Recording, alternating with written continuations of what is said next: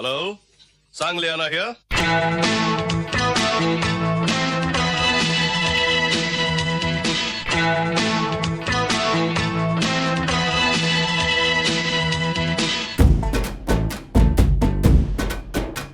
ಮಹಾಜನಗಳೇ, ಇಲ್ಲಿ ಒಂದು very interesting story ಏನ್ರಿಪ್ಪ ಅಂತಂದ್ರೆ, ಕಳೆದ ಕೆಲವು ದಿನಗಳ ಹಿಂದೆ ಮೇಟಿಯವರ ಆ ಸಿನಿಮಾ ರಿಲೀಸ್ ಆಗಿದ್ದು ನಿಮ್ಗೆಲ್ಲ ಗೊತ್ತೈತ್ರಿಪ್ಪ.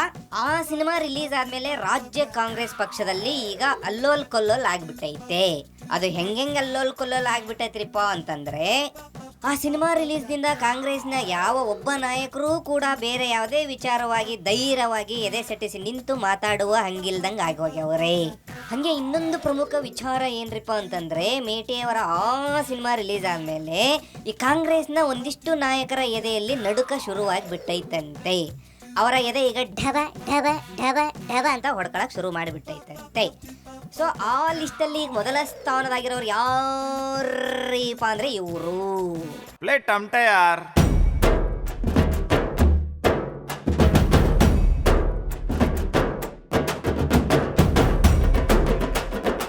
ಇವ್ರ ಹೆಸರು ಜೆ.ಟಿ. ಪಾಟೀಲ್ ಅಂತ. ಇವರು ಬಾಗಲಕೋಟೆ ಜಿಲ್ಲೆಯ ಬೆಳಗಿ ಕ್ಷೇತ್ರದವರು. ಸೊ ಇವ್ರು ಯಾಕೆ ಅಷ್ಟೊಂದು ಭಯ ಪಟ್ಕೊಳಕತ್ತಾರೆ ಅಂತ ಅವ್ರನ್ನ ಕೇಳ್ಕೊಂಬರನ್ನ ಬರ್ರಿ. ಪಾಟೀಲ್ ರೇ, ಮೇಟಿಯವರ ಕತೆ ಹಂಗಾದ್ಮೇಲೆ ನೀವ್ಯಾಕೆ ಕಾನೂನು ಮೊರೆ ಹೋದ್ರಿಪ್ಪ?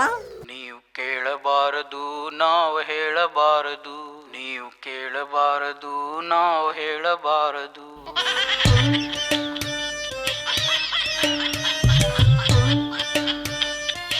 ಮೊರೆ ಹೋಗಿಲ್ಲ. ಅಲ್ಲ ಇವ್ರ, ಹೌದಾ? ಮತ್ತೆ ಎಲ್ಲಿಗೆ ಹೋಗಿದ್ರಿ? ನಾವು ಯಾಕಿದ್ದೀವಿ ಹೆಂಗಿದ್ದೀವಿ ನೀವುಗಳು ಅಪ್ಪಿ ತಪ್ಪಿ ಕೇಳೋಕೆ ಹೋಗಬಾರದು. ಟಿವಿ ಒಳಗೆ ಯಾರೋ ಒಬ್ರು ಆರೋಪ ಮಾಡಿದ್ರು. ಹೌದು. ಹೌದಾ?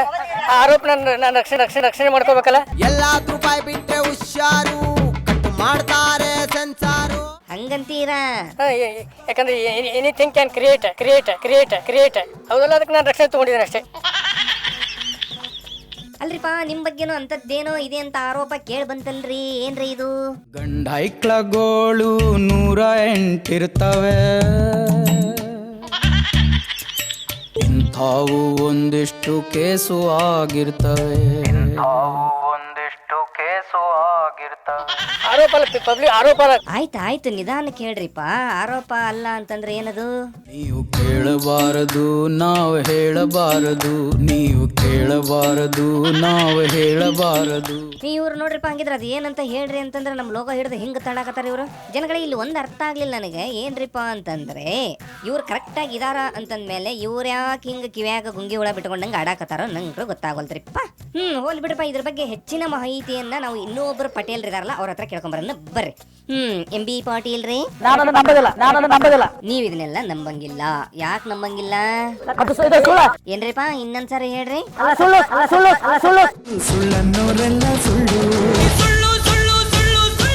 ಏನ್ರಿಪ್ಪ ಇದು? ಒಂದ್ಸರಿ ಹೇಳ್ರಿಪ್ಪ ಸಾಕು ಅಂತಂದ್ರೆ ಇಟ್ಟಾಕೊಂಡ ಸರಿ ಹೇಳ್ಬಿಟ್ರಿ. ಅಲ್ರಿ, ಹೆಂಗಿದ್ರೆ ಅವ್ರ ಮೇಲೆ ಕೇಳಿ ಬಂದ ಆರೋಪ ಸುಳ್ಳು ಅಂತೀರಿ ನೀವು? ಸುಳ್ಳು ಅಂತವಲ್ಲ ಹಬ್ಸ್ತಾರೆ.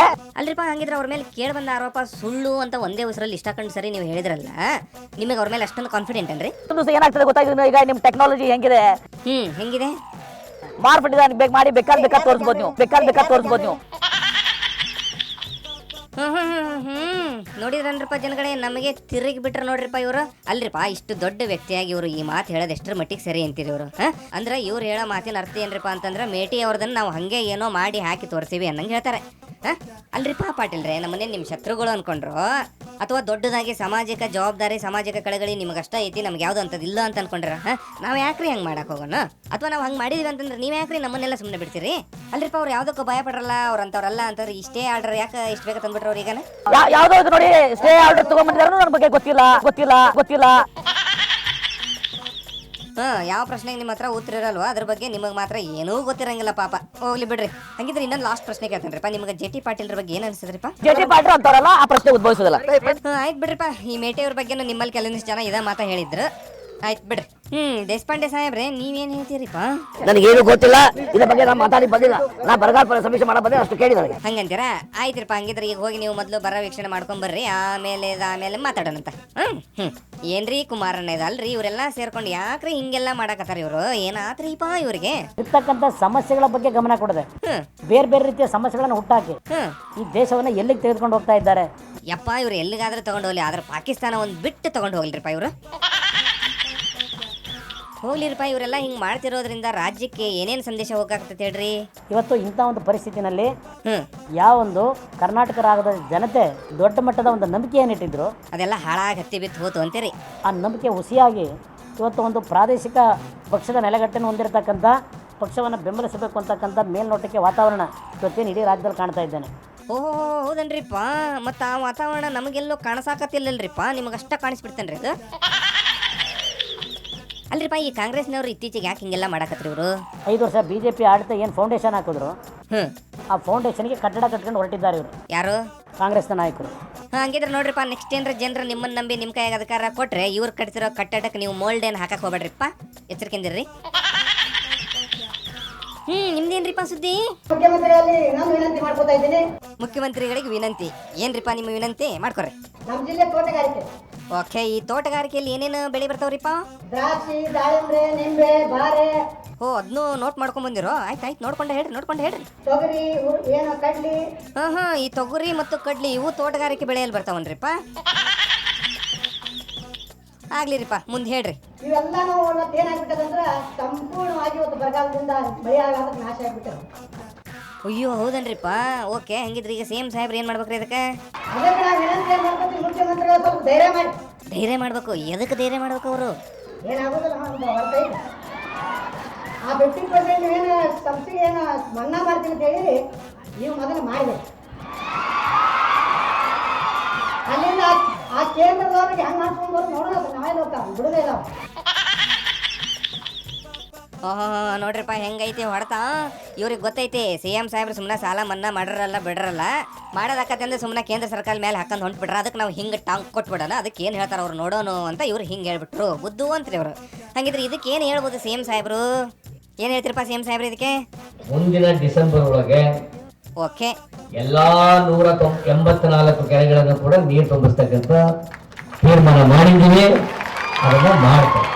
ಏನು ಮಾಡ್ತೀರಿಪ್ಪ? ನಾನು ಅನ್ಕೊಂಡೆ ಅರ್ಧ ಸಾಲ ಮನ್ನಾ ಮಾಡಿಬಿಡ್ತೇನೆ ಅವಾಗ ಅಂತ ಅಂತಾರನ್ನ ಅಂತ ಅನ್ಕೊಂಡೆ. ಇವರ ಸಾಲದ ಬಿಟ್ಬಿಟ್ರು, ಕೆರಿ ತುಂಬ್ಸಾಕೊಂಡ್ರು ಕೆರಿನ. ಆಯ್ತು ರೀ CM ಸಾಹೇಬ್ರು, ನೀವು ಕೆರಿ ತುಂಬಿಸ್ರಿ. ಅಲ್ಲಿ ನಮ್ಮ ಟೋಪಿವನ ಇಲ್ಲೇ ಅದಾರಲ್ರಿಪ್ಪ. ಏನ್ರಿಪ್ಪ ಸುದ್ದಿ? ನೀಟ್ ಓಕೆ, ಪರೀಕ್ಷೆ ಕರ್ನಾಟಕವನ್ನ ಕೈ ಬಿಟ್ಟಿದ್ದಾರೆ. ಹೌದಾ? ಅನ್ಯಾಯ ಅಲ್ರಿಪ್ಪ ಇದು ಬಹಳ ಅತ್ಯಂತ ಅನ್ಯಾಯ. ಒಗ್ಗೋ ನಿನ್ನ ಮಂಜಾಣ ಆಗ್ಲಿ, ಯಾಕೆ ಬಿಟ್ರಿಪ್ಪ ಇದನ್ನ? ಇಲ್ಲಿ ಯಾಕೆ ರಾಜಕೀಯ ಮಾಡ್ಬೇಕು ನನಗೆ ಅರ್ಥ ಆಗ್ತಾ ಇಲ್ಲ. ಓ, ಅಂದ್ರೆ ಇದ್ರಾಗ ರಾಜಕೀಯ ಮಾಡ್ಯಾರ ಅಂತನ್ರಿ? ಏನ ಮಾಡ್ತೀರಿಪ್ಪ, ಮುಂದೆ ಹೇಳ್ರಿಪ್ಪ ಹೋಗ್ಲಿ. ತಮಿಳ್ನಾಡು, ಆಂಧ್ರ, ಕೇರಳ ಅವರಿಗೆಲ್ಲ ಕೊಟ್ಟು ಕರ್ನಾಟಕದವ್ರು ಬೇಡ ಅಂತಂದ್ರೆ ಲಕ್ಷಾಂತರ ಜನ ವಿದ್ಯಾರ್ಥಿಗಳಿಗೆ, ಅದರಲ್ಲೂ ವೈದಿಕ ವಿದ್ಯಾರ್ಥಿಗಳಿಗೆ ಆಗ್ತಕ್ಕಂಥ ತೊಂದರೆ ಬಹಳ ಅಸಾಧಾರಣ. ಹಂಗಿದ್ರಿ ಇದು ದೊಡ್ಡನೇ ಬಿಡ್ರಿ. ಇದು ನಿಜಕ್ಕೂ ಕರ್ನಾಟಕಕ್ಕೆ ಮಾಡದಂತ ಅನ್ಯಾಯ. ಈ ತರ ನಿರಂತರವಾಗಿ ಕೇಂದ್ರ ಸರ್ಕಾರ ಒಂದಲ್ಲ ಒಂದು ಅನ್ಯಾಯ ಮಾಡ್ಕೊಂಡು ಹೋಗುತ್ತಲೇ ಇದ್ದಾರೆ. ಅಲ್ರಿಪ್ಪ, ಮತ್ತೆ ಇವ್ರು ನಮ್ಮಿಂದ ಆಯ್ಕೆ ಹೋದವರೆಲ್ಲ ಅಲ್ಲಿ ಏನ್ ಮಾಡಿದ್ರಿ? ಇವರೆಲ್ಲ ಏನ್ ಮಾಡಾಕತ್ತಾರ್ರಿ? ಬಹಳ ದೊಡ್ಡ ಲೆಕ್ಕಾಚಾರ ನಾವು ಹೇಳಿದ್ದಾರೆ. ಪಾರ್ಲಿಮೆಂಟ್ ಸದಸ್ಯರು, ನಮ್ಮ ಪಾರ್ಲಿಮೆಂಟ್ ಮೆಂಬರ್ಗಳು ಏನಾಗಿದ್ದಾರೆ ಇವರು? ಅದೇ ಎಲ್ಲಿ ಹಾಳಾಗಿ ಹೋಗ್ಯಾರ ಅಂತ. ಎಲ್ಲಿ ಹೋಗಿದ್ದಾರೆ ನನಗೆ ಅರ್ಥ ಆಗಲ್ಲ. ಪಾರ್ಲಿಮೆಂಟ್ಲಿ ಇಂಥ ವಿಚಾರಗಳನ್ನೆಲ್ಲ ಭದ್ರವಾಗಿ ಹೇಳಬೇಕು. ಹೌದು, ಹೇಳ್ಬೇಕು. ಪಾರ್ಲಿಮೆಂಟ್ ಹೊರಗೆ ಸಂಪೂರ್ಣ ಇವರೆಲ್ಲ ದೊಡ್ಡ ಟೀಮ್ ಮಾಡ್ಕೊಂಡು ಪ್ರಧಾನಮಂತ್ರಿ ಮನೆ ಮುಂದೆ ಸತ್ಯಾಗ್ರಹ ಮಾಡಬೇಕು, ಗಲಾಟೆ ಮಾಡಬೇಕು. ಇದು ಬಹಳ ಅತ್ಯಂತ ಅನ್ಯಾಯ. ಈಗಲೂ ನಾನು ಮಾನ್ಯ ಮುಖ್ಯಮಂತ್ರಿಗಳಿಗೆ ಹೇಳ್ತಾ ಇದ್ದೀನಿ, ನೀವು ಇಡೀ ಸರ್ವಪಕ್ಷ ಕರ್ಕೊಂಡು ಡೆಲ್ಲಿಗೆ ಹೋಗಿ ಅವರು ಮಾನವ ಸಂಪನ್ಮೂಲ ಸಚಿವರು ಮತ್ತು ಪ್ರಧಾನಮಂತ್ರಿಯವರನ್ನ ಭೇಟಿ ಮಾಡಿ ನಮಗೆ ನೀಟ್ ಕೊಡಲೇಬೇಕು, ಕೊಡದೆ ಆಗೋದಿಲ್ಲ ಅಂತಕ್ಕಂಥ ಮಾತನ್ನ ಹೇಳಲೇಬೇಕು.